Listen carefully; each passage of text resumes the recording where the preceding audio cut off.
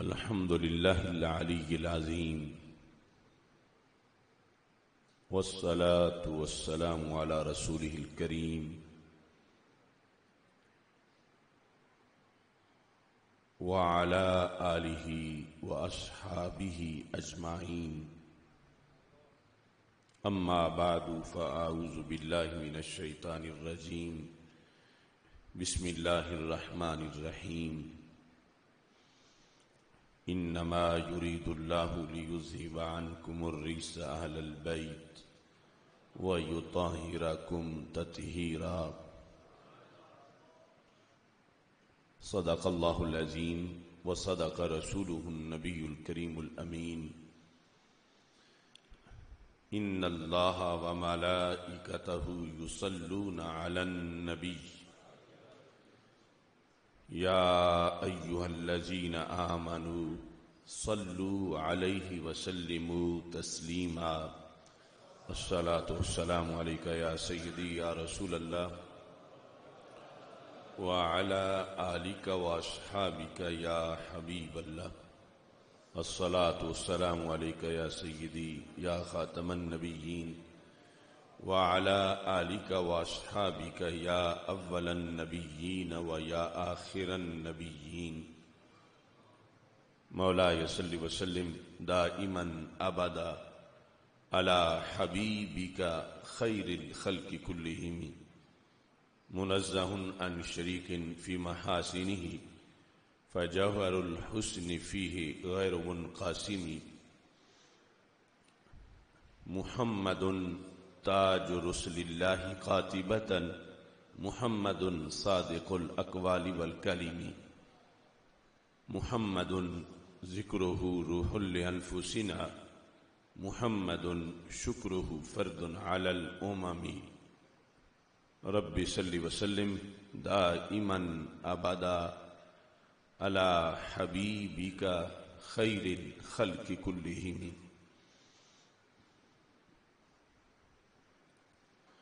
اللہ تبارک و تعالی جل جلالہ وعم نوالہ واتم برہانہ وعظم شانہ وجل ذکرہ وعز اسمہ کی حمد و ثنا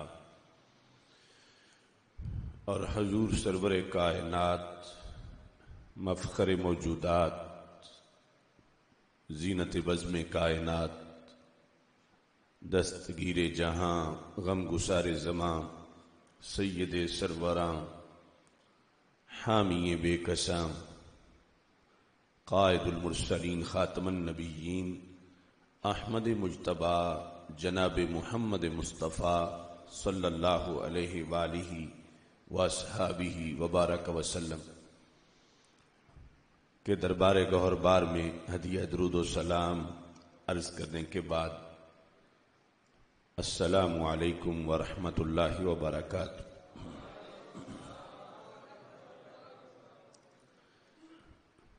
رب ذوالجلال کا کروڑوں بار شکر ہے کہ اس نے ایک بار پھر ہم سب کو ماہ رمضان المبارک کے فیوز و برکات عطا کیے ہیں۔ عشرائے رحمت اور عشرائے مغفرت سے فیض یاب ہو کر اب نار جہنم سے آزادی کے عشرے میں انوار و تجلیات کے ہمراہ امت مسلمہ کا کارواں آگے بڑھ رہا ہے۔ میری دعا ہے خالق کائنات جل جلالہ ہم سب کو صحت و عافیت کے ساتھ ماہ رمضان المبارک کا بقیہ حصہ مکمل کرنے کی توفیق عطا فرمائے۔ اس کی جو عبادات ہیں بطریق احسن بجا لانے کی توفیق عطا فرمائے۔ صحت و عافیت کے ساتھ اللہ ہمیں رمضان کو رخصت کرنے کی توفیق عطا فرمائے اور اگلے سال پھر فضل و کرم سے اس کے استقبال کی توفیق عطا فرمائے۔ یقیناً رمضان المبارک کے صیام اور قیام کا مرحلہ خوش بخت انسانوں کو نصیب ہوتا ہے۔ قرآن مجید برہان رشید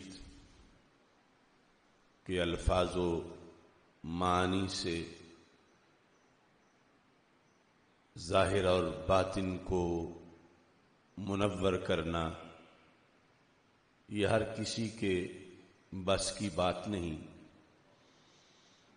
اللہ کے فضل سے خالق کائنات جل جلالہ اپنے پسندیدہ بندوں کو قرآن سننے، سنانے، سمجھنے، سمجھانے اور اس پر عمل کی توفیق عطا فرماتا ہے۔ اللہ کا کروڑوں بار شکر ہے کہ بندہ ناچیز اس سال 38ویں مرتبہ قرآن مجید تراویح میں سنا رہا ہے، اور 27واں فہم دین کورس بھی اللہ کے فضل سے بڑے اہم موضوعات کے ساتھ جاری ہے۔ رب ذوالجلال تکمیل کی توفیق عطا فرمائے۔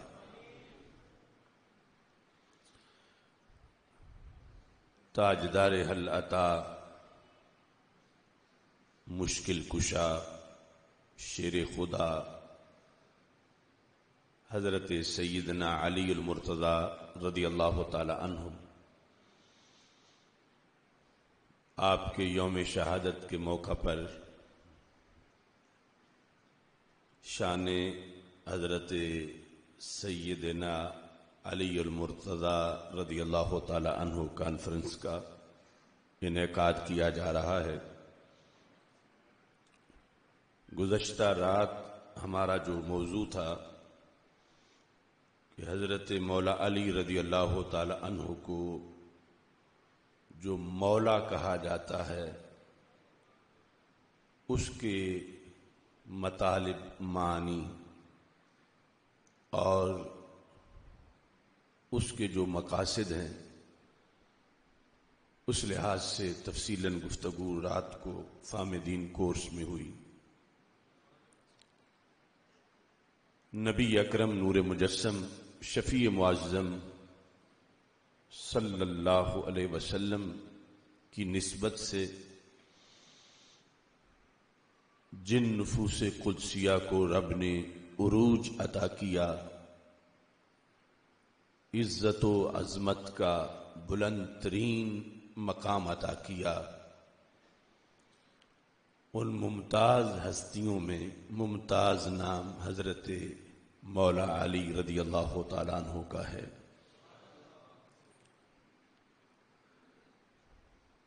آپ نے قرب رسالت میں نبوت کے زیر سایہ سید عالم نور مجسم شفیع معظم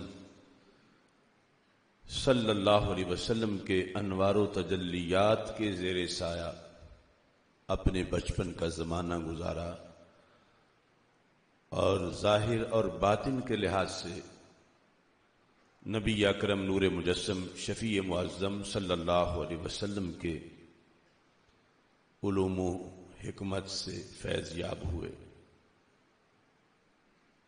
اور صحابہ کرام رضی اللہ تعالی عنہم جنہوں نے رسول پاک صلی اللہ علیہ وسلم کے وصال کے بعد ایک طویل وقت امت کو فیض یاب کیا، حضرت مولا علی رضی اللہ تعالی عنہ کا شمار ایسے آفتاب و مہتاب حضرات میں ہوتا ہے۔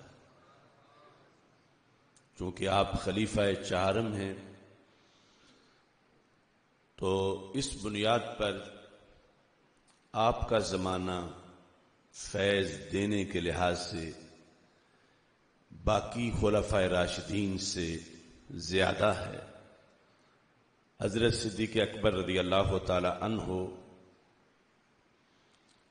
کا چونکہ جلد وصال ہو گیا تو امت ان سے مستفید ہوئی، لیکن وہ وقت تھوڑا تھا جبکہ حضرت مولا علی رضی اللہ تعالیٰ عنہ چونکہ خلیفہ چہارم ہیں، پہلے 3 خلفاء کے زمانے میں بھی آپ کا علم و حکمت کا آفتاب کائنات کو منور کرتا رہا۔ مختلف مواقع پر جو امت کو رہنمائی کی ضرورت پڑی تو آپ کے علم نے 3 خلفاء رضی اللہ تعالی عنہم کے عہد میں امت کو فیضیاب کیا، اور پھر چوتھے مقام پر مجموعی طور پر آپ کے علوم اور آپ کو جو تصوف اور ولایت کے لحاظ سے بلند و بالا مقام دیا گیا ہے، اس کے لحاظ سے بھی امت کو صحابہ رضی اللہ تعالی عنہم کے بعد بالخصوص تابعین کو بلند و بالا مقام آپ کی نسبت سے ملا۔ ہمارے آقا صلی اللہ علیہ وسلم سے ایک حدیث سن کر آگے سنانے والا، اس کی بانٹی ہوئی زندگی اور اس کا پھیلایا ہوا نور، اس کا کوئی کما حق ہو تصور نہیں کر سکتا۔ اور حضرت مولا علی رضی اللہ تعالی عنہ 2 بڑی وجوہ کے لحاظ سے نبی اکرم نور مجسم شفیع معظم صلی اللہ علیہ وسلم کے فیضان کو تقسیم کرنے میں ممتاز ہوئے کہ ہمارے آقا صلی اللہ علیہ وسلم سے حضرت سیدنا جابر رضی اللہ تعالی عنہ روایت کرتے ہیں، طبرانی معجم کبیر میں یہ حدیث موجود ہے، ان اللہ عز وجل جعل ذریۃ کل نبی فی صلبہ۔ ہمارے آقا صلی اللہ علیہ وسلم ارشاد فرماتے ہیں کہ اللہ نے ہر نبی کی اولاد ان کی پشت میں رکھی، وَإِنَّ اللَّهَ تَعَالَى جَعَلَ ذُرِّيَّتِي فِي صُلْبِ عَلِيِّ بْنِ أَبِي طالب رضی اللہ تعالی عنہ۔ رسول پاک صلی اللہ علیہ وسلم فرماتے ہیں رب نے میری اولاد حضرت مولا علی رضی اللہ تعالی عنہ کی پشت میں رکھی۔ تو یہ انفرادیت اور پوری کائنات میں جو سادات کی شکل میں بارش ابر و کرم کی برسی اور قیامت تک برسے کی، انا و اہل بیتی شجرۃ فی الجنہ اغصانها فی الدنیا فمن شاء اتخذ الی ربہ سبیلا۔ رسول پاک صلی اللہ علیہ وسلم فرماتے ہیں میں اور میرے اہل بیت ہم جنتی درخت ہیں، ٹہنیاں ہماری دنیا میں ہیں، اور دنیا میں ٹہنیاں اس لیے پھیلائی گئی ہیں کہ دنیا والے ان ٹہنیوں کے ذریعے سے جنت میں چلے جائیں۔ تو نبی اکرم نور مجسم شفیع معظم صلی اللہ علیہ وسلم کا یہ منفرد فیض حضرت علی رضی اللہ تعالی عنہ کی نسبت سے کائنات میں تقسیم ہوا اور تقسیم ہو رہا ہے اور ہوتا رہے گا۔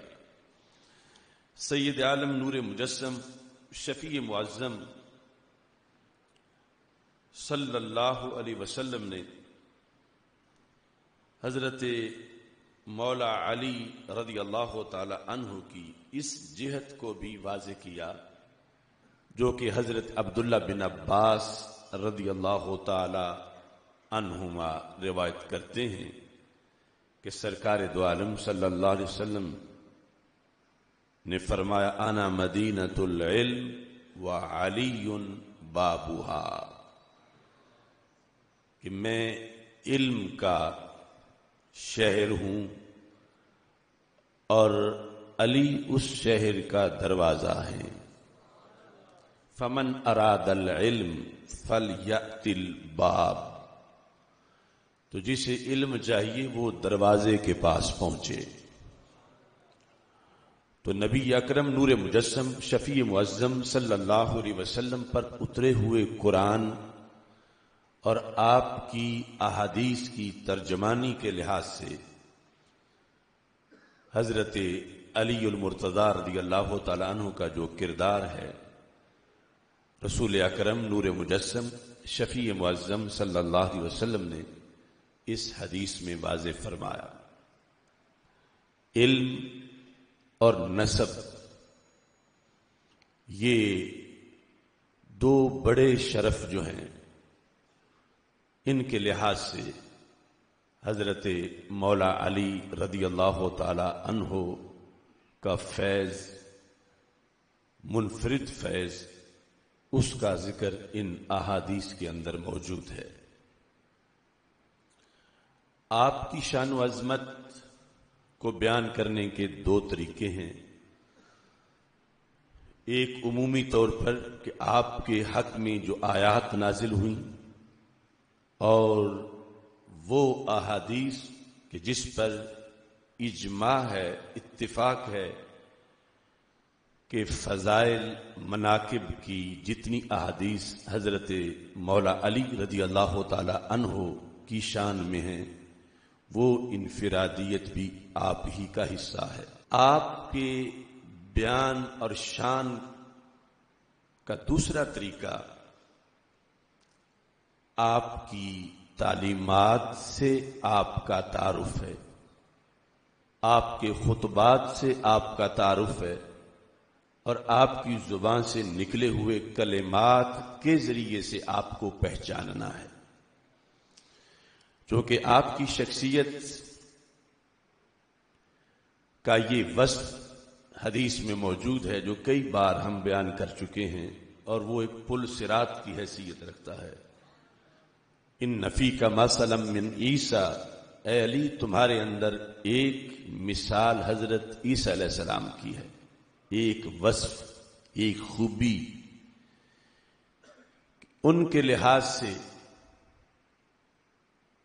عوام میں 3 دھڑے بن گئے، 2 جہنم میں گئے، ایک کو جنت ملی. تو تمہارے لحاظ سے بھی ایسا ہی علی میں دیکھ رہا ہوں. تو حضرت مولا علی رضی اللہ تعالیٰ عنہ خود اس حدیث کے راوی ہیں کہ حضرت عیسیٰ علیہ السلام کے لحاظ سے 3 دھڑے کیسے بنے. احبتہ النصارى وابغضتہ الیہود، کہ ان سے نصارہ یعنی کرسچن جو ہیں انہوں نے پیار کا دعویٰ کیا،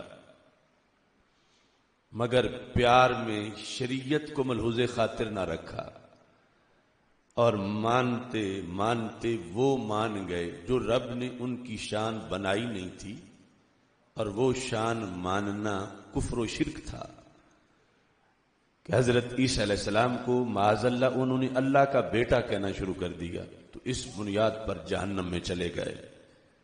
وہ محبت کی وجہ سے کہ جو غیر شرعی محبت تھی. ابغضتہ الیہود، یہود نے بغض رکھا حضرت عیسیٰ علیہ السلام کا، یہاں تک کہ باہاتو امہ، آپ کی امی جان سیدہ مریم رضی اللہ تعالی عنہا پر بھی یہود نے الزام لگا دیا. یعنی بغض عیسیٰ میں آپ کے تو منکر ہوئے ہی، آپ کی امی جان سیدہ مریم کے مقدس کردار پر بھی انہوں نے اعتراض کیا، الزام لگانے کی کوشش کی. تو یہ دونوں دھڑے جہنم میں چلے گئے، ایک بغض کی وجہ سے اور دوسرا غیر شرعی محبت کی وجہ سے. تو جنت میں وہ گئے کہ جن کے سینے بغض عیسیٰ علیہ السلام سے خالی تھے، اور وہ عیسیٰ علیہ السلام کا ہر وہ کمال مانتے تھے جو رب نے انہیں عطا فرمایا تھا. تو حضرت مولا علی رضی اللہ تعالیٰ عنہ کو سرکار نے خصوصی طور پر یہ کہا، یعنی ہم نے جتنا ذخیرہ حدیث کا مطالعہ کیا ہے، باقی کسی صحابی رضی اللہ تعالی عنہ کے لحاظ سے متعین یہ نہیں فرمایا. ویسے تو ہر کوئی شخصیت جسے ماننا ہو اس کے لحاظ سے یہ آزمائش ہے کہ جو شان ہے وہ ضرور مانی جائے اور بغض نہ رکھا جائے، لیکن حضرت مولا علی رضی اللہ تعالیٰ عنہ کے لحاظ سے رسول پاک صلی اللہ علیہ وسلم نے خصوصیت سے جو کہا تو مولا علی رضی اللہ تعالیٰ عنہ خود پھر فرماتے ہیں یہلک فی اسنان، میرے بارے میں دو دھڑے مارے گئے، ایک وہ جنہوں نے میرا بغض رکھا، میری سچی شانیں بھی تسلیم نہ کی، اور دوسرے وہ کہ جنہوں نے مجھے وہ مانا جو رب نے مجھے بنایا نہیں تھا، میری وہ شانیں اپنی طرف سے گھڑ کے بناتے رہے کہ جو میری نہیں تھیں، اور انہوں نے میری طرف وہ شانیں منسوب کی۔ حضرت مولا علی رضی اللہ تعالی عنہ کی تعلیمات اس لحاظ سے ہمارے لیے بڑی معاون اور مددگار ہیں کہ ہم ویسے مانیں جیسے قرآن و سنت نے ہمیں انہیں ماننے کا حکم دیا ہے۔ آپ کے خطبات عقیدہ توحید و رسالت اور ہر جہت کے اندر آپ کی جو تعلیمات ہیں امت کے لیے قیامت تک کے لیے مشعل راہ ہے۔ حضرت مولا علی رضی اللہ تعالی عنہ آپ نے قرآن کے موضوع پر گفتگو کرتے ہوئے جو ارشاد فرمایا وہ چند جملے میں آپ کے سامنے نزول قرآن کے مہینے میں پیش کر رہا ہوں، اور یہ ہمیشہ کا ایک لنگر اور تبرک ہے مولا علی رضی اللہ تعالیٰ عنہ کا۔ اس سے یہ پتہ چلے گا کہ جو علی والا ہو وہ قرآن سے کتنا پیار کرتا ہے اور قرآن کو کس قدر اپنے لیے مرشد اور رہنما تسلیم کرتا ہے۔ آپ نے فرمایا اعلموا ان ھذا القرآن ھو الناسخ، لوگو جانو یہ قرآن وہ ناسخ ہے، الذی لا یغشو، قرآن نصیحت کرتا ہے اور نصیحت کرنے کے ساتھ لا یغشو، جو نصیحت میں کبھی بھی خیانت نہیں کرتا، اس کی نصیحت میں کبھی بھی کوئی کھوٹ نہیں ہو سکتی، غش نہیں ہے۔ والہادی الذی لا یضل، قرآن وہ ہادی ہے جو کبھی کسی کو گمراہ نہیں کرتا۔ ناصح ہونا اور ہادی ہونا، یعنی کبھی تو کوئی ایسا نصیحت والا ہوتا ہے کہ نصیحت میں ہی کسی کو گمراہ کر دیتا ہے، اس کی نصیحت 100% نصیحت نہیں ہوتی۔ جن کہا قرآن وہ ناصح ہے جس کی نصیحت میں کوئی کھوٹ نہیں، اور قرآن وہ ہادی ہے کہ جو کبھی بھی کسی کو گمراہ نہیں کرتا۔ والمحدث الذی لا یکذب، فرمایا قرآن وہ بولنے والا ہے جو کبھی جھوٹ نہیں بولتا۔ قرآن کے لحاظ سے وما جالس ھذا القرآن الا کام عنہ بزیادت و نقصان، فرمایا یہ قرآن ما جالس ھذا القرآن احد الا کام عنہ بزیادت و نقصان، فرمایا قرآن مجید کے پاس جو بھی بیٹھے دو حال سے خالی نہیں رہتا، اس کو اضافہ بھی ہوتا ہے اور اس کو نقصان بھی ہوتا ہے۔ کیسے؟ فرمایا زیادۃ فی ھدا و نقصان من عما، کہ اس کی ہدایت میں اضافہ ہو جاتا ہے اور اس کی بے خبری میں نقصان ہو جاتا ہے، یعنی اس کی جہالت میں نقصان ہوتا ہے کہ جہالت کم ہو جاتی ہے، مٹتی ہے، اور اس کو علم اور ہدایت کے لحاظ سے رب ذوالجلال اضافہ فرماتا ہے وَاعْلَمُوا أَنَّهُ لَيْسَ عَلَى أَحَدٍ بَعْدَ الْقُرْآنِ مِنْ فَاقَةٍ۔ لوگو جان لو جس کے پاس قرآن ہو اسے کبھی بھوک نہیں آ سکتی۔ لَيْسَ عَلَى أَحَدٍ بعد القرآن من فاقہ، قرآن کسی کے پاس آ جائے اور پھر بھی اسے فاقے کا سامنا ہو، ایسا نہیں ہو سکتا۔ ہر بندہ ہی دولت چاہتا ہے، تو مولا علی رضی اللہ تعالی عنہ کا لائحہ عمل بندے کے مالدار غنی ہونے کا یہ ہے، وہ جتنا قرآن کے قریب ہوتا ہے اور قرآن پہ عمل کرتا ہے، رب ذوالجلال اس کو اتنا ہی مالا مال فرما دیتا ہے۔ وَلَا لِأَحَدٍ قَبْلَ الْقُرْآنِ فِي غِنَى، قرآن کے بغیر کبھی کوئی غنی نہیں ہو سکتا۔ قرآن آئے گا اس کے پاس تو پھر وہ غنی ہوگا۔ فَاسْتَشْفُوا مِنْ أَدْوَائِكُمْ وَاسْتَعِينُوا بِهِ عَلَى لَوَائِكُمْ، فرمایا اپنی بیماریوں کا علاج قرآن سے ڈھونڈو اور اپنی سختیوں کا حل قرآن سے ڈھونڈو، مشکلات کا حل قرآن سے ڈھونڈو۔ فَإِنَّ فِيهِ شِفَاءً مِنْ أَكْبَرِ الدَّاءِ، فرمایا سب سے بڑی بیماری سے شفا قرآن کے ذریعے ہی ملتی ہے، تو جو سب سے بڑی بیماری دور کر کے شفا دے دے، چھوٹی بیماریاں کیوں نہیں دور کرے گا؟ سب سے بڑی بیماری کیا ہے؟ هو الکفر والنفاق والغی والضلال، کہ سب سے بڑی بیماری کفر ہے، منافقت ہے، گمراہی ہے۔ قرآن ان بیماریوں کو دور کر دیتا ہے۔ تو جس قرآن سے اتنی بڑی مہلک بیماریاں دور ہوتی ہیں، عام چھوٹی بیماریاں دور کرنا تو اس قرآن کے عام فیوز و برکات ہیں جو انسان کو جسمانی بیماریوں سے بری کر دیتے ہیں۔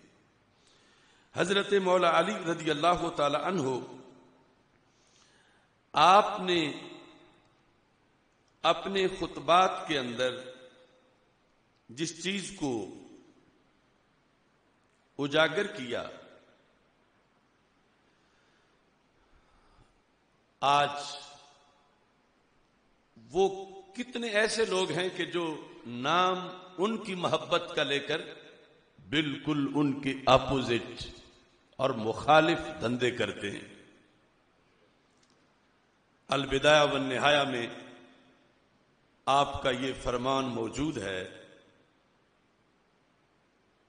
آپ فرماتے ہیں وَاقْتَدُوا بِهَدْيِ نَبِيِّكُمْ صلی اللہ علیہ وسلم، لوگوں فالو کرو اپنے نبی صلی اللہ علیہ وسلم کی سنت کو، فَإِنَّهُ أَفْضَلُ الْهَدْيِ، ورنہ ایسا طریقہ کائنات میں اور کسی کا نہیں کہ بندہ چاہتا ہے کہ میں اچھے طریقے پہ چلوں، تو مولا علی رضی اللہ تعالیٰ عنہ کہتے ہیں کہ سب سے اچھا طریقہ کسی نبی یا رسول کا طریقہ بھی اس طریقے کے اچھا نہیں ہو سکتا جو طریقہ ہمارے آقا صلی اللہ علیہ وسلم کا ہے۔ وَاسْتَنُّوا بِسُنَّتِهِ، سنی بن کے رہو اور سنت پر پابندی کرو۔ فَإِنَّهَا أَفْضَلُ السُّنَنِ، کہا تم خوش قسمت ہو کہ تمہیں رب نے وہ سنت دی ہے جس سنت کی ہم پلہ کسی کی سنت نہیں ہے، کہ نبی اکرم نور مجسم شفیع معظم صلی اللہ علیہ وسلم کا طریقہ، چونکہ طریقہ جتنا اللہ کے دربار میں مقبول ہوگا تو اس طریقے پر چلنے والے کا اتنا زیادہ فائدہ ہوگا، تھوڑے وقت میں زیادہ منزل حاصل کر لے گا۔ تو رسول پاک صلی اللہ علیہ وسلم کا طریقہ اللہ کو سب سے زیادہ پسند ہے۔ یہ امت کتنی خوش نصیب ہے جنہیں حتمی طور پر قطعی طور پر وہ طریقہ ملا جو خالق کائنات جل جلالہ جس طریقے کو بہت پسند کرتا ہے، اور اس کے ذریعے سے بڑے تھوڑے وقت میں بندہ اللہ کا محبوب بن جاتا ہے اور خالق کائنات جل جلالہ کے قرب میں پہنچتا ہے۔ حضرت مولا علی رضی اللہ تعالی عنہ عقیدہ توحید بیان کرتے ہوئے کس قدر غیرت ایمانی کا اظہار کرتے ہیں۔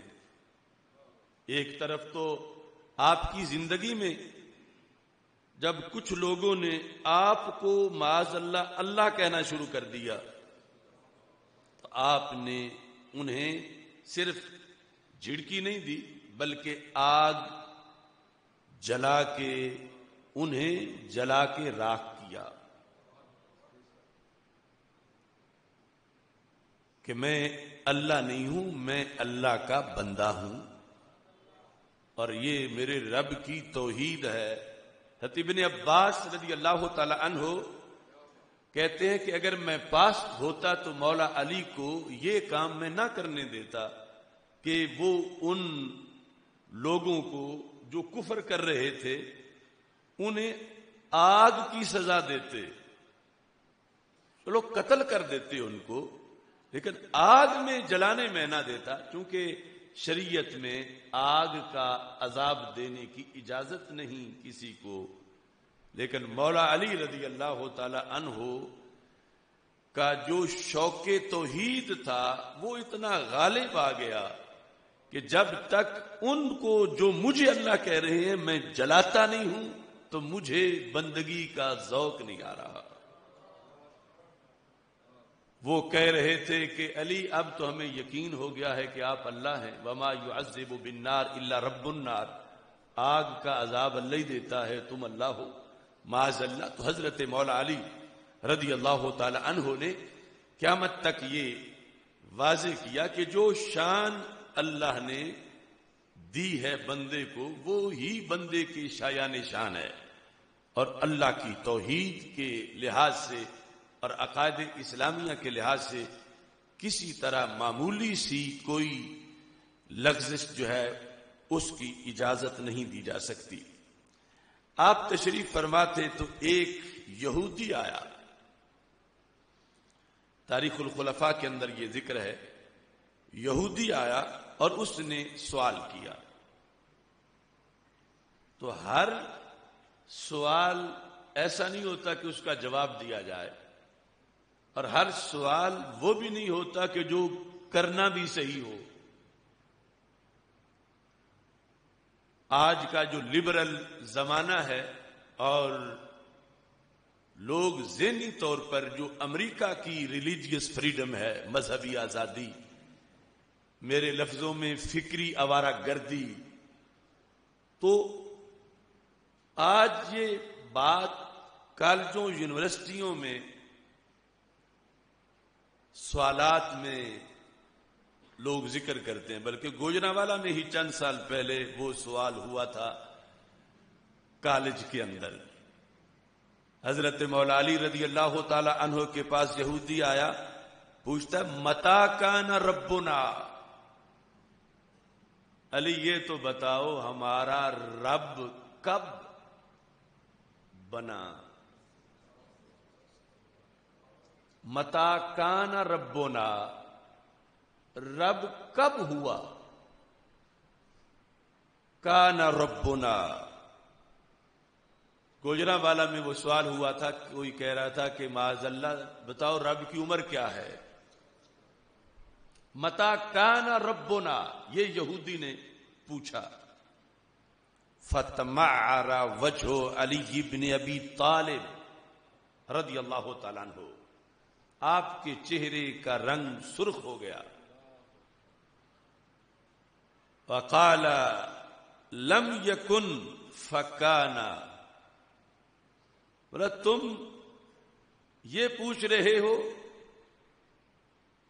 کہ رب کب تھا فرمایا کب بھی نہیں تھا، رب پھر بھی تھا. لم یکن فکانا، لم یکن فکانا، فرمایا ابھی کون ہی نہیں تھا وہ تھا. یعنی عربی زبان کا کون جس کا مطلب ہوتا ہے ہونا کائنات میں سے کسی چیز کا. کانا ولا کینونا، کانا بلا کیفن، کانا ان قطعت الغایات دونا فہو غایات کل غایا. اب یہ عربی الفاظ ہیں جن میں ہر لفظ کا ایک مستقل خطبہ ہے کہ مولا علی کیا سمجھا رہے تھے. فرمایا کہ توحید کے لحاظ سے سوال کرنا بھی بڑا معنی رکھتا ہے کہ تمہیں یہی پتہ نہیں کہ پوچھنا اللہ کے بارے میں ہے کہ بندے کے بارے میں ہے، پوچھنا خالق کے بارے میں ہے کہ مخلوق کے بارے میں ہے. یہ جو سوال متا سے تم نے کیا یہ اللہ کی مخلوق کے بارے میں سوال اس طرح ہوتا ہے کہ کون کب پیدا ہوا، کون کب حافظ بنا، یا انبیاء کب آئے، کون کب نبی بنا. تو تم اللہ کے بارے میں بھی اسی طرح سوال کر رہے ہو. تو حضرت مولا علی رضی اللہ تعالی عنہ کا جواب اس انداز کا تھا کہ اس یہودی نے فوراً کلمہ اسلام قبول کر لیا اور عقیدہ توحید جو اسلام کے اندر ہے اس عقیدہ توحید کے مطابق اپنے آپ کو جہنم سے نکال کے جنت کا وارث بنا لیا. حضرت مولا علی رضی اللہ تعالی عنہ یہ فضائل صحابہ رضی اللہ تعالی عنہ میں امام احمد بن حنبل نے یہ لکھا کہ مولا علی رضی اللہ تعالی عنہ آپ کو خالق کائنات جل جلالہ نے یہ عظمت و شان عطا کی. آپ ہر تقریر سے پہلے، ہر تقریر سے پہلے یعنی جب بھی خطبہ دیتے تھے تو ایک بات مجمع سے کرتے تھے. اور یہ بھی آج آپ کے خصوصی موضوع کا لنگر ہے حالت روزہ میں کہ حضرت مولا علی رضی اللہ تعالی عنہ کس چیز کو اتنی اہمیت دیتے تھے. 377 صفحہ فضائل صحابہ جو امام احمد بن حنبل کی کتاب ہے جلد نمبر 1. عن الحارث قال كان علی رضی اللہ تعالی عنہ اذا صعد المنبر سلم، کہ مولا علی رضی اللہ تعالی عنہ جب بھی گفتگو کرتے ہوئے منبر پہ رونق افروز ہوتے تو لوگوں کو سلام کہتے. سلم. یہ کہنے کے بعد آپ یہ ارشاد فرماتے یا ایھا الناس ما قلت لکم قال اللہ او قال رسول اللہ صلی اللہ علیہ وسلم او فی کتاب اللہ فتعلقوا به. یہ خطیبوں کا بھی ایک پورا ضابطہ ہے. آپ تقریر کرتے تو سب سے پہلے آپ فرماتے میں اپنی گفتگو میں جو بات اللہ کی نسبت سے کروں کہ رب نے یہ فرمایا ہے، یا جو بات میں رسول پاک صلی اللہ علیہ وسلم کی نسبت سے کروں کہ اللہ کے رسول علیہ السلام نے یہ فرمایا ہے، اور تیسرے نمبر پر جو بات میں اس انداز میں کروں کہ یہ قرآن میں آیا ہے. یہ 3 چیزیں ذکر کی کہ جو میری گفتگو کے اندر تم سنو کہ میں نے حوالہ دیا ہے بات کرنے سے پہلے کہ یہ فرمان ہے کس کا. میں نے کہا قال اللہ، اللہ تعالیٰ نے فرمایا، یا میں نے کہا قال رسول اللہ صلی اللہ علیہ وسلم کہ اللہ کے رسول علیہ السلام نے فرمایا، یا میں نے یہ کہا کہ فی کتاب اللہ، اللہ کی کتاب میں ہے، قرآن میں ہے؟ کہتے ہیں فتعلقوا بہ، اس پہ پکے ہو جاؤ، اسے قبول کرو، اس پہ عمل کرو، اس پر مزید پوچھنے کی ضرورت نہیں، میری طرف رجوع کرنے کی ضرورت نہیں کہ علی ہمیں کوئی مزید اس سلسلہ میں تسلی کرا دو تو پھر ہم عمل کریں۔ فرمایا میں نے جب کہہ دیا گفتگو میں قال اللہ، میں نے کہہ دیا جب قال رسول اللہ صلی اللہ علیہ وسلم، یا جب میں نے قرآن کے حوالے سے کہا کہ قرآن میں ہے، تو اس کے بعد تمہیں شک نہیں رہنا چاہیے۔ کیوں؟ فرمایا میں وہ خطیب ہوں فواللہ لأن اخر من السماء فتخطفنی الطیر او تہوی بی الریح فی مکان سحیق احب الی من ان اکذب علی اللہ۔ فرمایا کہ آسمان سے گر کے زمین پر میں پڑوں اور میرا ڈھانچہ،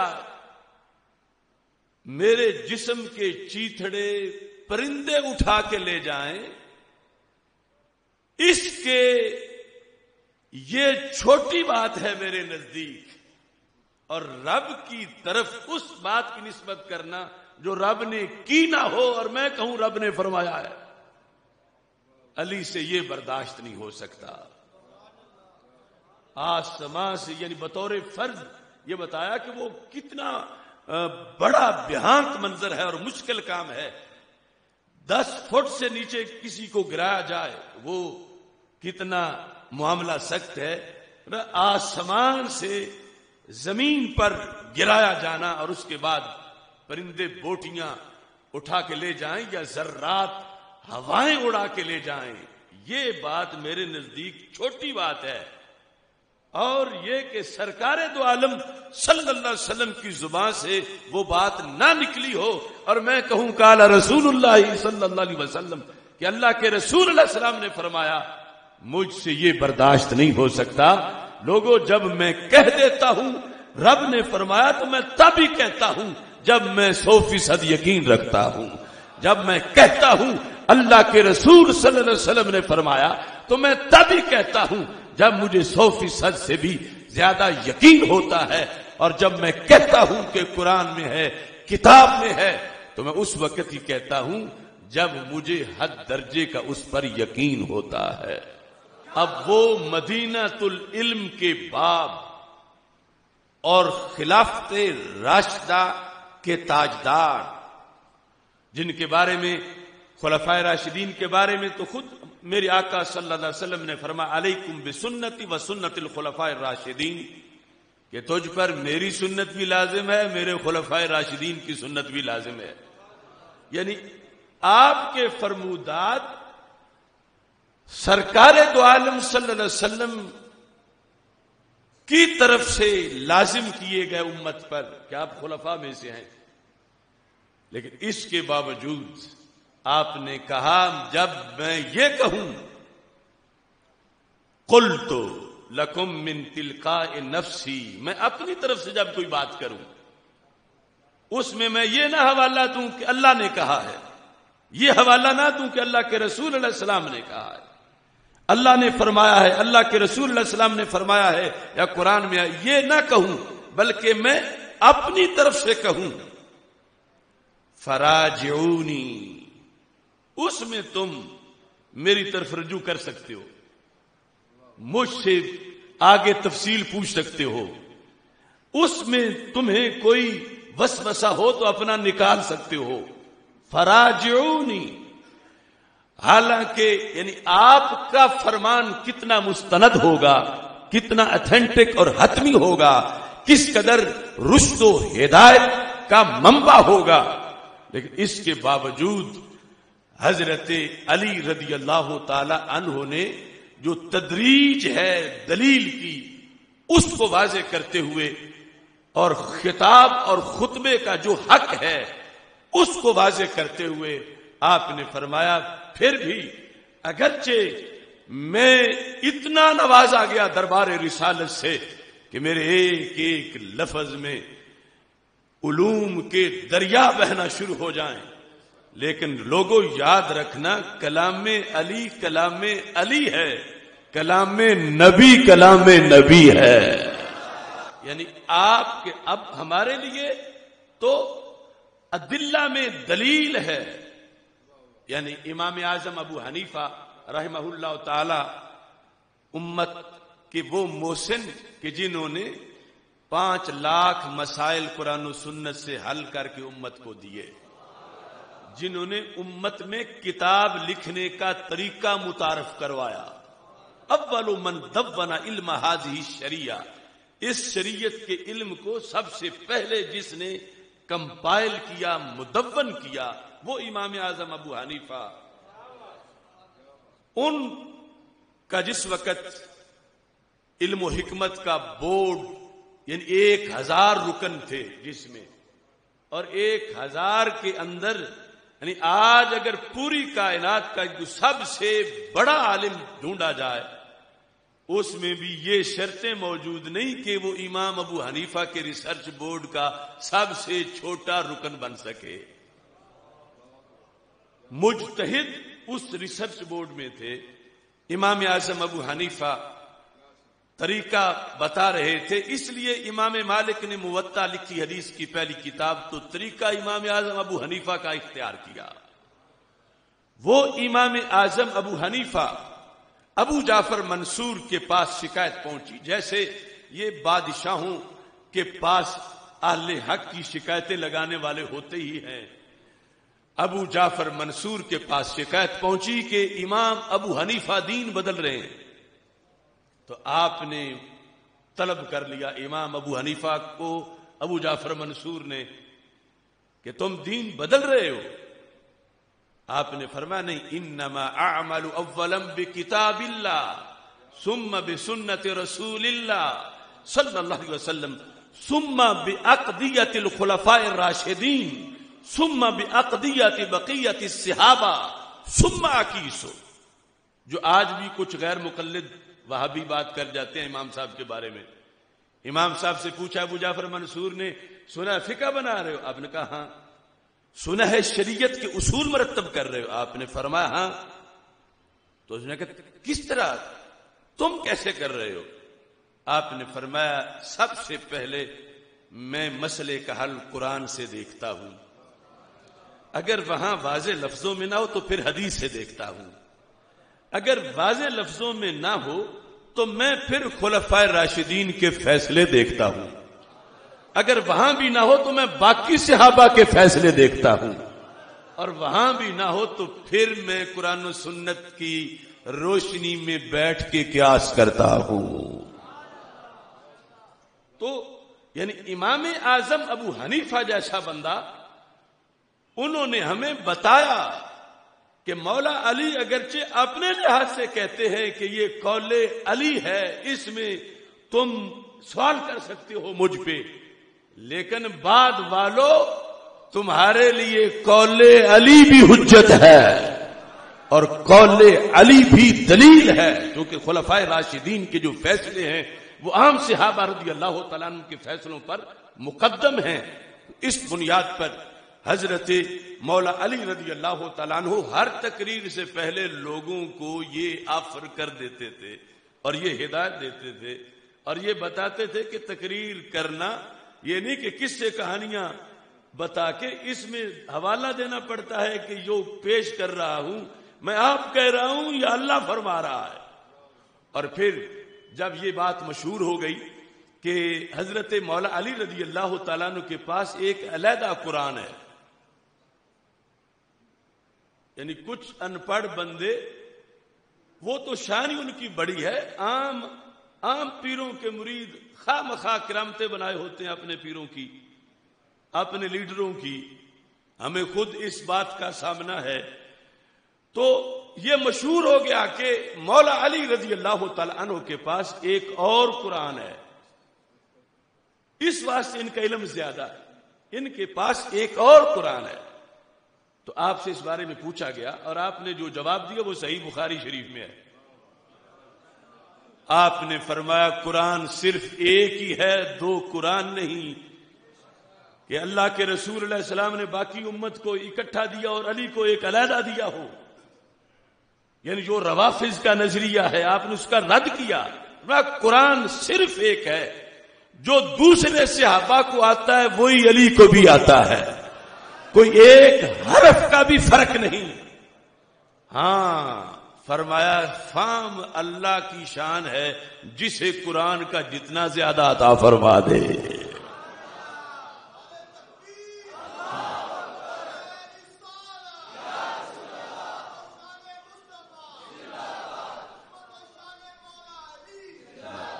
فرمایا قرآن دوسرا نہیں ہے، فہم رب ذوالجلال اپنے فضل سے جتنا چاہتا ہے کسی کو دے دیتا ہے۔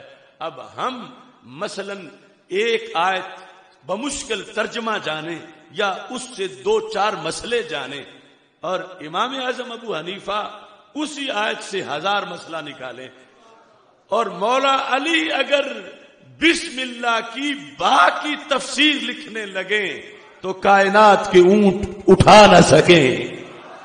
تو وہ اپنا ایک اللہ کی طرف سے دیا ہوا فہم ہے۔ فرمایا اس کے سوا میرے پاس ایک ورقہ ہے جو میں نے تلوار کے نیام میں رکھا ہوا ہے، اس پر میرے نبی علیہ السلام کی 3 حدیثیں لکھی ہوئی ہیں۔ تو یہ حضرت مولا علی رضی اللہ تعالیٰ عنہ یعنی تقریر کے آغاز سے پہلے لوگوں کو متوجہ کرتے تھے کہ بات سننی ہے تو اس بات کو دیکھنا بھی ہے، اور یہ آج بھی ہمارے لیے ضروری ہے، اور اللہ کا فضل اہل سنت اس پر قائم ہے۔ دوسری طرف سے ساری بات یہ ہے کہ آواز آئی، کس کی آئی، کب آئی، کیوں آئی، کس کو آئی، یہ پتہ ہی نہیں، اور سارا دین اسی پہ کھڑا ہوا ہے۔ تو مولا علی رضی اللہ تعالی عنہ نے کہا علی والا قرآن کی سنتا ہے، علی والا اللہ کے رسول علیہ السلام کے فرمان کی سنتا ہے۔ اور یہ جو آپ کا خطبہ تھا اس میں ایک جملہ آپ ہمیشہ بولتے تھے، وہ بھی میں آپ کو سنا دوں، اور علی والے کو وہ ہمیشہ بولتے رہنا چاہیے۔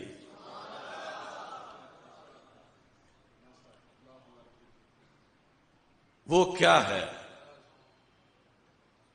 ہر خطبے میں تقریر شروع کرتے ہوئے یہ باتیں کر کے پھر خیر هذه الامت بعد نبیها ابو بکر، تقریر شروع ہو رہی ہے اللہ اور اللہ کے رسول صلی اللہ علیہ وسلم کا حوالہ دے کر، سن لو مجمع والو، اس امت میں پہلا نمبر ابو بکر صدیق رضی اللہ تعالیٰ عنہ کا۔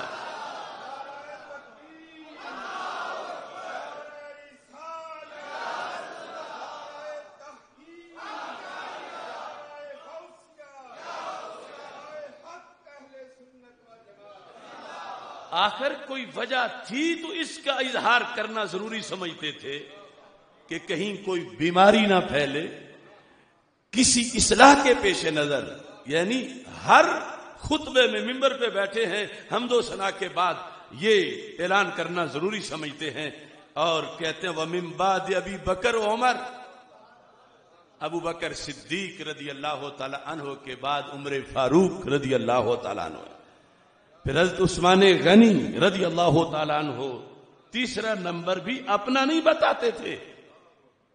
اور اس کے لحاظ سے اللہم اصلحنی بما اصلحت به الخلفاء الراشدین، یعنی یہ آج ان کے شان کے موضوع میں میں اس لیے ذکر کر رہا ہوں کہ وہ اپنی تقریر میں ہمیشہ یہ ذکر کرتے تھے۔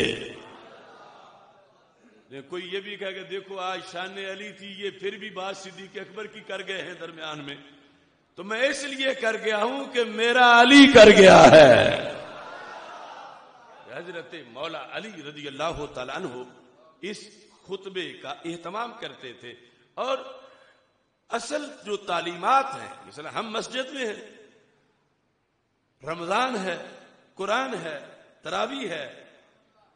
اب یہ سنن کبریٰ، اس کے اندر ہماری مولا علی رضی اللہ تعالی عنہ سے جو نسبت ہے، وہ نسبت دن رات بولتی ہے، کیونکہ اس نسبت کے پیچھے بھنگ نہیں، دین کا رنگ ہے. کتاب الصلاۃ سنن کبریٰ جلد نمبر 4، اس میں ہے ان علی رضی اللہ تعالی عنہ قال دع القراء فی رمضان. رمضان آیا تو آپ نے سارے قاری اکٹھے کر لیے، قاری سارے اکٹھے ہو جاؤ. فامر منہم رجلا یصلی بالناس. کہا رمضان میں عام نمازوں کے علاوہ ایک اور جماعت بھی کرانی ہوتی ہے، یعنی نماز پنجگانہ کے علاوہ ایک اور جماعت بھی کرانی ہوتی ہے. کس نماز کی؟ کتنی رکعتیں؟ فرمایا 20 رکعتن، 20 رکعتیں. یعنی قراء کو اکٹھا کر کے کہا تم نے تراویح پڑھانی ہے، اور پڑھانی 20 رکعت ہے. 20 رکعتن، 20 جتنی تو عربی عام لوگوں کو بھی آتی ہے، عمرے پہ گئے ہوئے بھی اتنی سیکھ ہی آتے ہیں. 20 رکعتن، 20 رکعت. 8 رکعت کی جائے ولادت ہندوستان کا شہر بٹالہ ہے، اور 20 رکعت میں علی کا حوالہ ہے.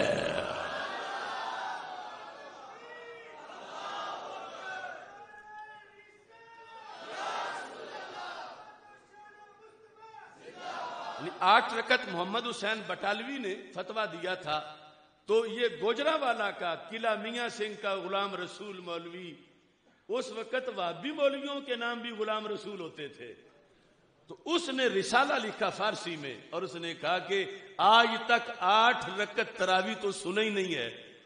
یہ محمد حسین بٹالوی عجیب مخلوق ہے جو کہتا ہے کہ تراویح 8 رکعت ہوتی ہے. اس نے رد میں وہ کتاب لکھی، میرے پاس وہ موجود ہے. اگلے دن جو تراویح کا موضوع تھا اس میں ہم نے اس کا حوالہ پیش کیا.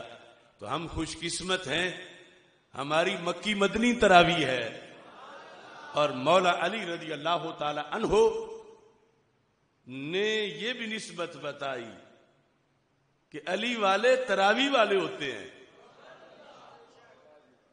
یہ جو ابتلا اس رمضان میں آیا ہے، وہ ایس او پیز اور وہ سوشل ڈسٹینس جسے ہم نے پہلے دن مسترد کیا، تو ایک فرقے نے اپنا بیان دیا کہ ہمیں منظور ہے، ہم نماز نہیں پڑھیں گے چونکہ اس طرح ہوتی نہیں، ہم نے پڑھنی ہی نہیں، ہم جمعہ بھی نہیں پڑھیں گے، ہم تراویح بھی نہیں پڑھیں گے. روافض کا باقاعدہ اخبارات میں چھپا. وہ تراویح کے دشمن ہیں، لیکن مولا علی تو تراویح کو لازم کرتے ہیں. بلکہ جو مین جماعت تھی، قاری صاحب کو کہا تم نے 20 رکعت پڑھانی ہے. وَكَانَ عَلِيٌّ رضی اللہ تعالی عنہ یوتر بہم، وطروں کی جماعت آپ کراتے تھے. یہ ظاہر ہے کہ فرضوں کی بھی آپ نے کرائی، پھر قاری صاحب نے 20 رکعت تراویح پڑھائی، پھر وطروں کی جماعت حضرت مولا علی رضی اللہ تعالی عنہ نے کرائی. تو رضا مجتبیٰ میں جمعہ سننے والوں، ان لفظوں سے بھی شان علی بیان ہوتی ہے. حضرت مولا علی رضی اللہ تعالی عنہ آپ کے فضائل و کمالات میں قرآن کی آیات، لفظ مولا، لفظ ولی، اہل بیت، تطہیر، یہ ساری شانیں اہل سنت و جماعت دل و جان سے مانتے ہیں. مگر یہ بات یاد رکھیں، یہ جتنے لفظ ہیں ان کا دوسرے ٹولے نے معنی علیحدہ گھڑا ہوا ہے. مثلا لفظ ولی ہے تو لفظ ولی کا مطلب ان کے نزدیک خلیفہ بلا فصل ہے. یعنی جب وہ کہتے ہیں علی ولی اللہ تو مطلب کیا ہے کہ ولی بمانا متولی، ولی عہد،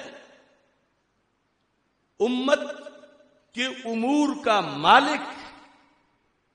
تو یاد رکھنا ہم مولا علی کو ولی مانتے ہیں، ولیوں کا سردار مانتے ہیں، مگر ولی بول کے خیانت نہیں کرتے کہ بولے لفظ ولی اور مراد خلیفہ بلا فصل نے. ہم ولیوں کا سردار مانتے ہیں، خلیفہ چہارم مانتے ہیں. اسی گوجرانوالا میں میں نے 10-15 سال پہلے ایک رکشے کے پیچھے فلیکس دیکھا کہ لکھا تھا صرف اللہ ہی مولا ہے، اللہ کے سوا کوئی مولا نہیں. تو یہ ہے پل صراط.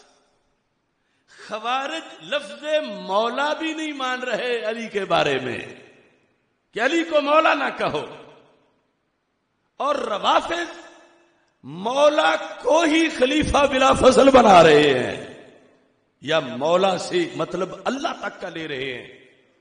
اور درمیان میں ہیں اہل سنت. وہ کہتے ہیں کہ جب اللہ کے رسول علیہ السلام فرماتے ہیں من کنت مولا ہو فعلی مولا ہو، جس کا میں مولا ہوں علی بھی اس کے مولا ہے.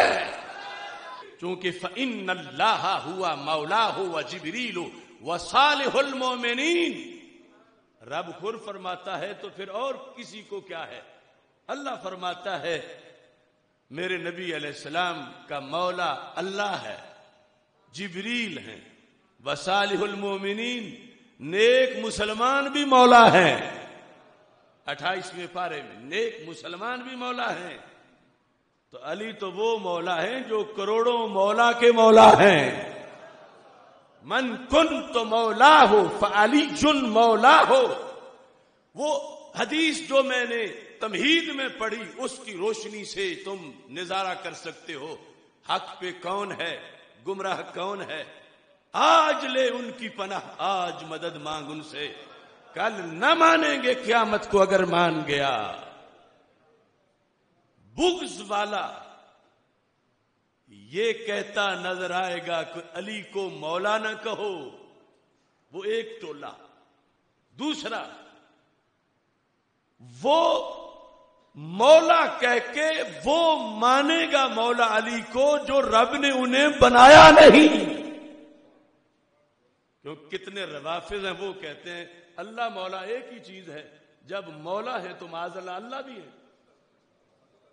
اور کتابی طور پر ان کے لکھا ہوا ہے، یعنی یہ تو غیر کتابی عام جو طبقہ ہے ان کا، مولا سے اللہ مراد لینا ان کے نزدیک معمولی سی بات ہے کہ جب مولا ہے تو پھر اللہ بھی ہے. اتنا آگے سبق خود پڑھ جاتے ہیں معاذ اللہ، جو کہ کفر و شرک کا ہے. مگر کتابی طور پر انہوں نے مولا میں ہر جگہ یہ لکھا کہ مولا سے مراد ہے خلیفہ بلا فصل. یعنی وہ جب علی مولا کہہ رہے ہوتے ہیں تو خلیفہ بلا فصل مراد لے رہے ہوتے ہیں. اور اگر یہ شان ان کی ہوتی تو خدا کی قسم ہم سب سے پہلے اس پر اعلان کرتے.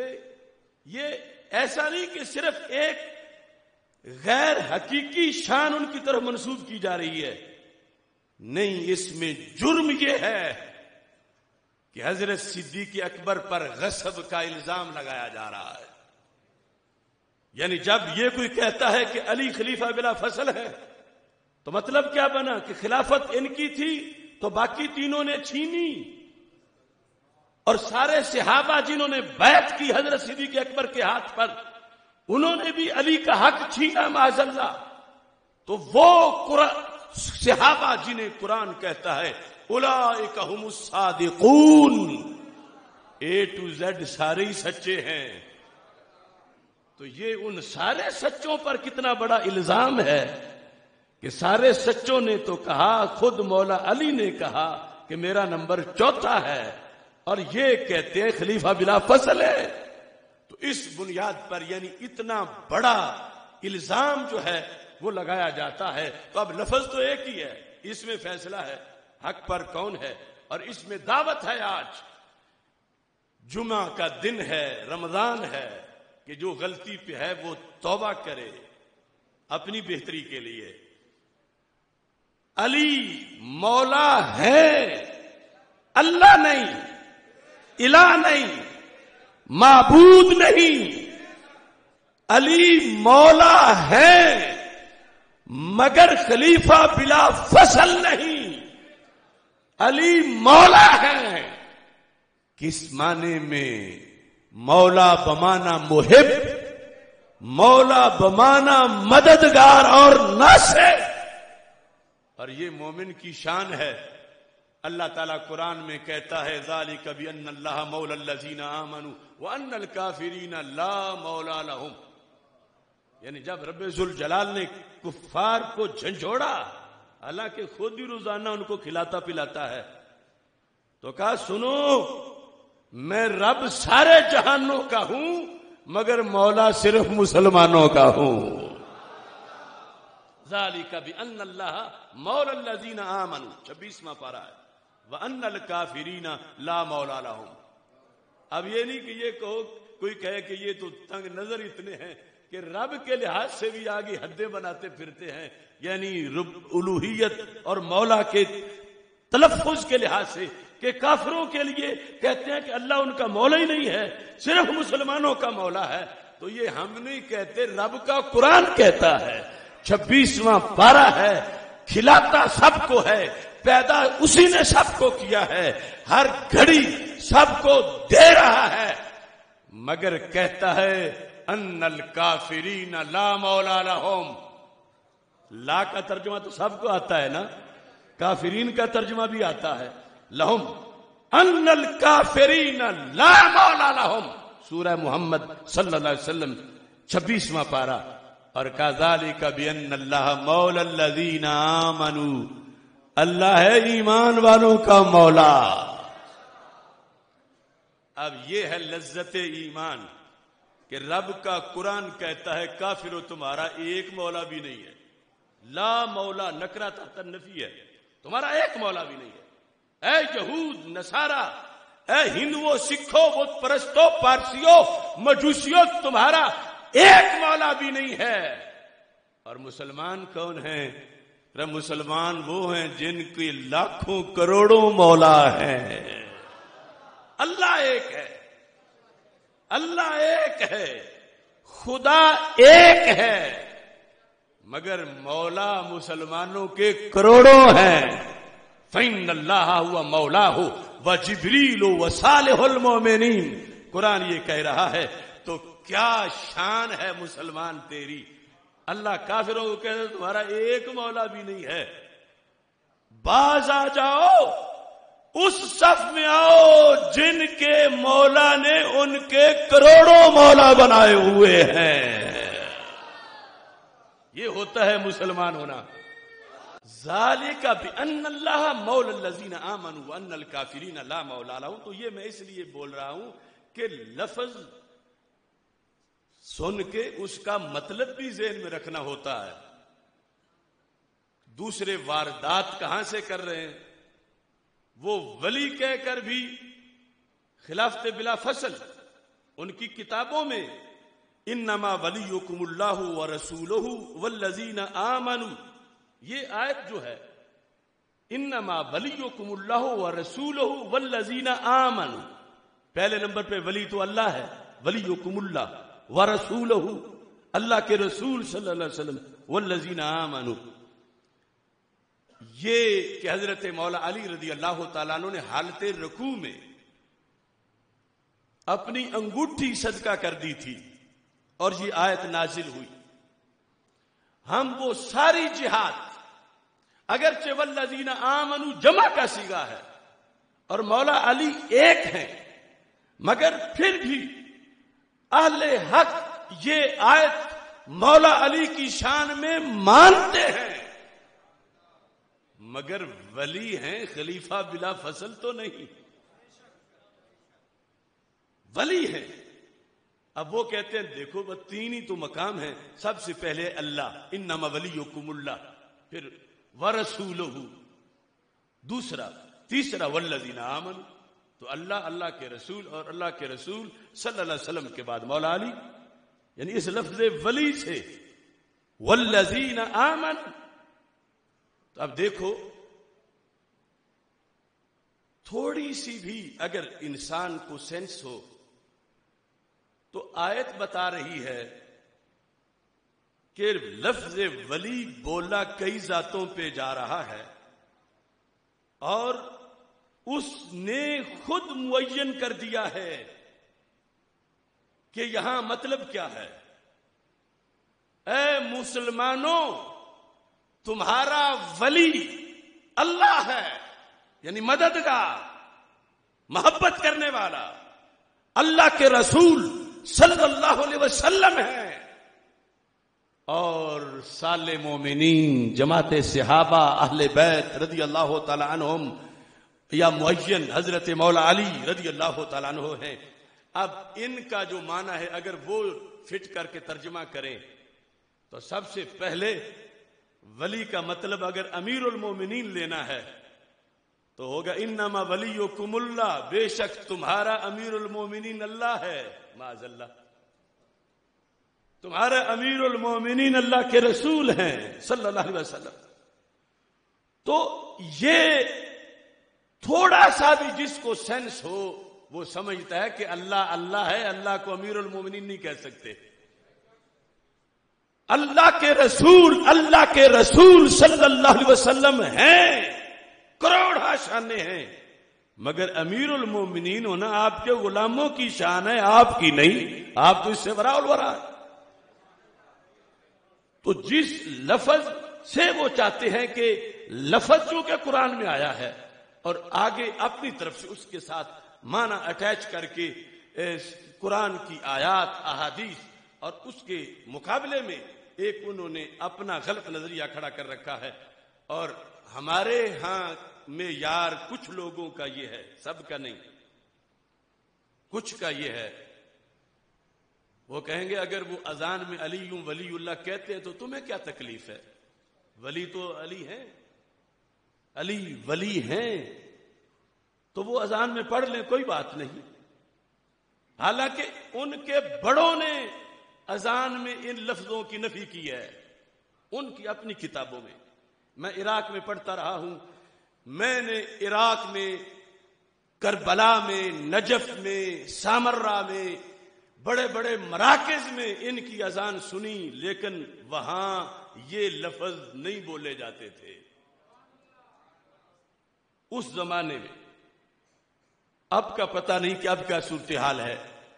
اب ولی اللہ، ہم تو ہر سانس میں علی ولی کہیں، ولی ولی کہیں، علی علی کہیں، مگر جو لفظ ولی سے قرآن کے مقابلے میں مفہوم نکالنا چاہے تو اس کا تو رد کرنا ضروری ہے، تاکہ سادہ لوگ مسلمان گمراہ نہ ہوں، اور جو پردے میں گالی دے رہا ہے اللہ اعلان سپیکر لگا کے صحابہ کو، اسے حیا دلائی جائے۔ یہ رمضان سے پہلے اعلی اتھارٹی کے ساتھ ہمارے مذاکرات جاری تھے، وہ میری ایک تقریر کی وجہ سے ان پر قیامت آئی ہوئی تھی، روافض پر میرے خلاف جلسے جلوس اور کیا کیا کر رہے تھے۔ تو میں نے اعلی اتھارٹی کو کہا کہ ان سب کو میرے سامنے لے آؤ، صرف قرآن پڑھیں گے، اگر میں نے بات قرآن سے باہر کی ہے تو پھر میرے پتلے جلا لے، اور اگر میں نے بات قرآن سے کی ہے تو یہ قرآن سے بغاوت کیوں کرتے ہیں؟ ان پر FIR کاٹو 295C کی کہ جو لفظ اللہ نے بولا ہے، اللہ کے رسول علیہ السلام نے بولا ہے، یہ اس لفظ کی وجہ سے میرے خلاف احتجاج کر رہے ہیں۔ تو اس موقع پر ہم نے انہیں کہا کہ ہم تو اتنے امن والے ہیں، بلکہ کچھ تو امن کے معنی میں سست بھی ہیں، یعنی امن میں کچھ سست بھی ہیں، کچھ بے خبر بھی ہیں، اور کچھ ایسے بھی ہیں کہ ہم حق اپنا مانگ ہی نہیں رہے. اگر ہم مانگیں تو پھر ان کو بٹھاؤ ہمارے ساتھ تقسیم کر لے. ہم نے کس گلی میں, کس چوک میں, کس سڑک پر, کس شاہراہ پر مولا علی رضی اللہ تعالی عنہ, حسنین کریمین, اہل بیت اطہار رضی اللہ تعالی عنہم کسی کے خلاف معاذ اللہ اشارتاً کنایاتاً کوئی بات کی ہو, میں نے کہا ہماری زبانیں جل جائیں. اور میں نے کہا یہ دل اگر اس میں حب علی نہ ہو تو یہ کتوں کے سامنے پھینکنے کے لیے ہے. ہم تو سوچ بھی نہیں سکتے, مگر ہم مظلوم کتنے ہیں کہ یہ ٹولہ ہر محلے میں تقریباً, یعنی جہاں جہاں وہ ہیں, سپیکر لگا کر 5 وقت یا 3 خلفائے راشدین کو گالی دیتے ہیں. حضرت صدیق اکبر رضی اللہ تعالیٰ عنہ کو غاصب کہتے ہیں. تو کہاں ہیں تمہاری ایجنسیاں, کہاں ہیں تمہارے ادارے؟ یہ ملک قرآن پہ بنا ہے اور قرآن صدیق اکبر کی صداقت پہ ہے.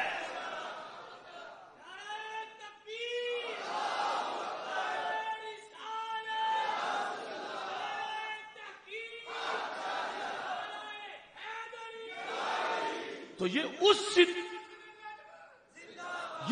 صدیق اکبر کو سپیکر لگا کے, جہاں صرف ان کا 1 گھر ہے 2 گھر ہے, سپیکر لگا کے یہ اس صدیق اکبر رضی اللہ تعالی عنہ پر الزام لگا رہے ہیں خائن ہونے کا, غاصب ہونے کا. حضرت عمر پر, حضرت عثمان رضی اللہ تعالیٰ عنہ, جمیع صحابہ پر. انہوں نے کہا کہاں لگاتے ہیں؟ میں نے کہا یہ جو اذان میں پڑھتے ہیں اس کا مطلب پوچھو. میں نے کہا یہ تو اہل سنت اگر مطالبہ کرنا شروع کر دے, ہم تو غلام ہیں پنجتن کے, اور زبانیں ہیں ہی ان کی تعریف کے لیے. مگر یہ جو سپیکر لگا کر ان کو گالیاں دیتے ہیں جن کی صداقت پہ قرآن سچا ہے, کیونکہ ان کے ہوتے ہوئے جمع ہوا تھا. اگر ان کا کردار میں کوئی کجی ہوتی تو پھر قرآن کیسے صحیح ہے؟ تو اس بنیاد پر میں نے کہا یہ ان کو بلا کے کہو ہمارے ساتھ بات کر لیں, ہم پہ جہاں پابندی لگواتے ہیں لگوائیں. ہم پہلے کچھ نہیں کہتے کیونکہ ہم تو کہہ سکتے ہی نہیں. ان نفوس قدسیہ کے خلاف ان کی تو شان ہمارا عنوان ہے, لیکن یہ خود آ گئے ہیں. لو آپ اپنے دام میں صیاد آ گیا. ان سے محاسبہ کرو, ہر گلی سے سپیکر اترواؤ ان کا, ہر محلے سے. یہ تبرہ تو تنہائی میں بھی کفر ہے, اور یہ سپیکر لگا کے کرتے پھر رہے. اور پھر انہیں ہم پہ اعتراض ہے کہ ہم نے یہ تقریر کیوں کی جو قرآن میں ہے, جو سنت میں ہے. تو اس بنیاد پر ہم ہیں اس ملک کی غالب اکثریت, ہم نے ملک بنایا, ہمارے اندر جذبہ ہے اس کو بچانے کا. ہم افراتفری نہیں چاہتے, لیکن ہم مظلوم بڑے ہیں. اور ادارے نوٹ کریں, کبھی صبر کا پیمانہ لبریز نہ ہو جائے.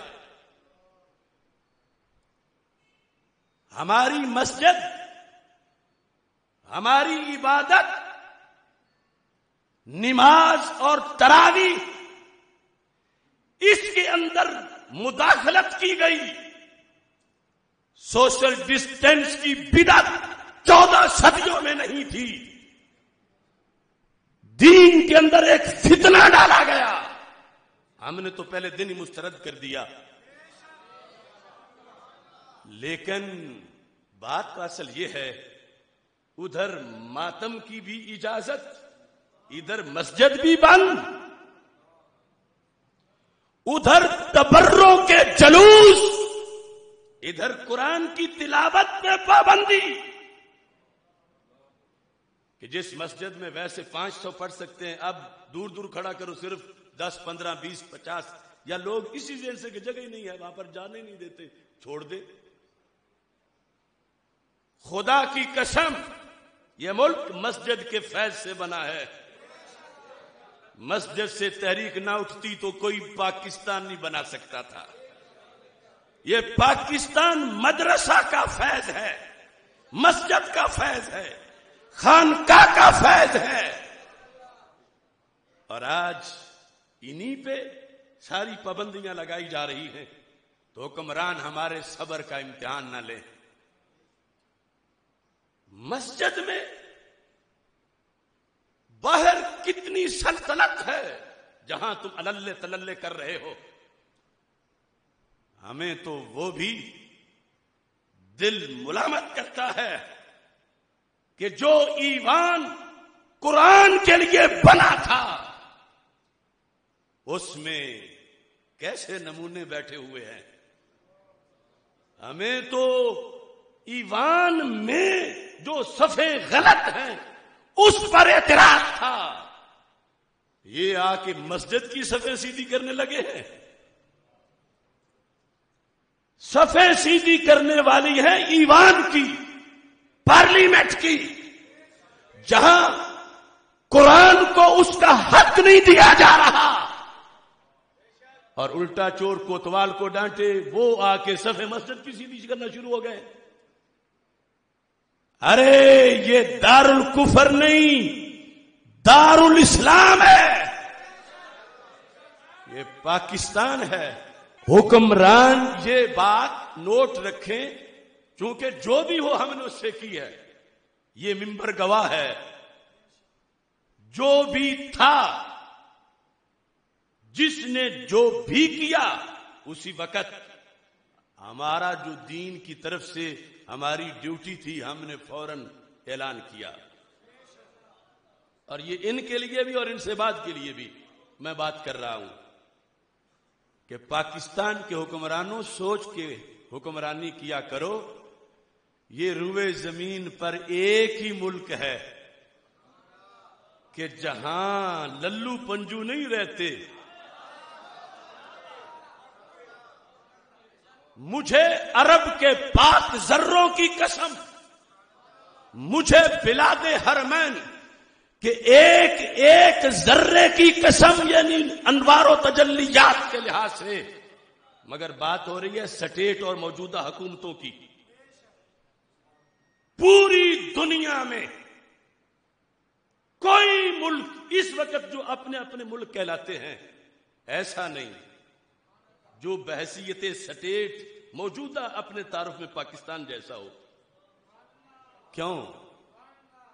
میں ابھی بتاتا ہوں، کوئی جواب نہیں دے سکتا. سعودی مملکت ہاں اس جگہ پہ ہے جہاں قرآن اترا، وحی آئی. مگر یہ حکومت جب بن رہی تھی تو یہ نہیں تھا کہ قرآن کی بیس پہ حکومت بنے گی، سلطنت بنے گی.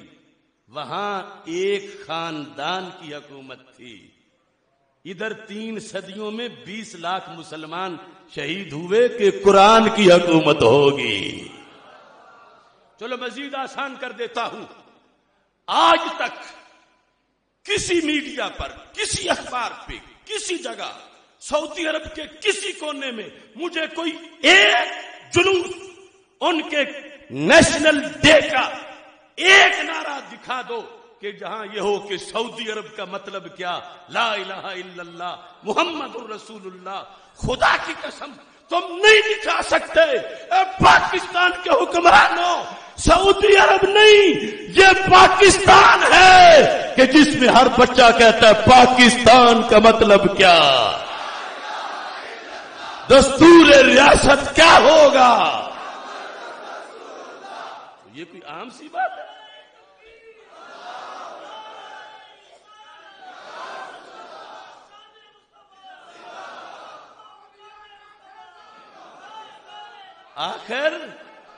آخر انہی کے باپ دادا تھے نا کہ جو شہید ہو کے پاکستان کی مسجد بنا گئے.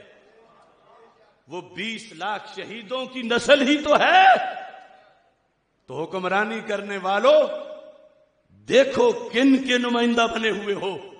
خدا کی قسم میدان معاشر میں بھی اس بات کے بھی نمبر ملیں گے کہ فرشتوں یہ وہ بندہ ہے جو اس سلطنت میں رہتا تھا جس کا نظریہ ہی پاکستان ہے. پاکستان میں جینا، پاکستان میں بسنا، اور پاکستان کی ساری عظمت یہ خیرات ہے مدینہ منورہ کی اور کعبۃ اللہ کی. مگر روئے زمین پر وہ سلطنت جو میرے آقا صلی اللہ علیہ وسلم نے مدینہ منورہ میں قائم کی تھی، سعودی سلطنت وہ نہیں ہے، وہ سلطنت جو سرکار نے قائم کی تھی. اگر اس نظریے پر کسی نے ملک بنایا ہے تو وہ ہمارے اکابر ہیں جنہوں نے پاکستان بنایا ہے.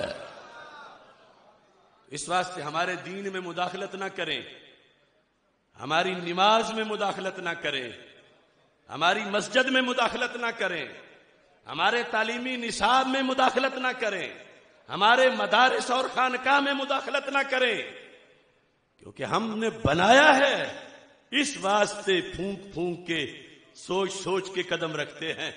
مگر ہمیں ایسا بھی نہ سمجھو کہ جو کرتے جاؤ، ہم انشاءاللہ رب نے وقت دیا تو تمہاری اسمبلی کی صفیں سیدھی کریں گے انشاءاللہ.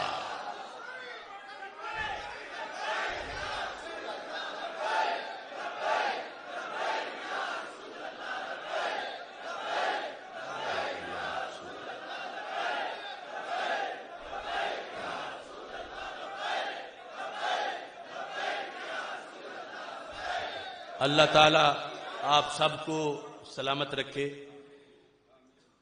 اور یاد رکھیں کیونکہ 27واں فہم دین کورس جاری ہے.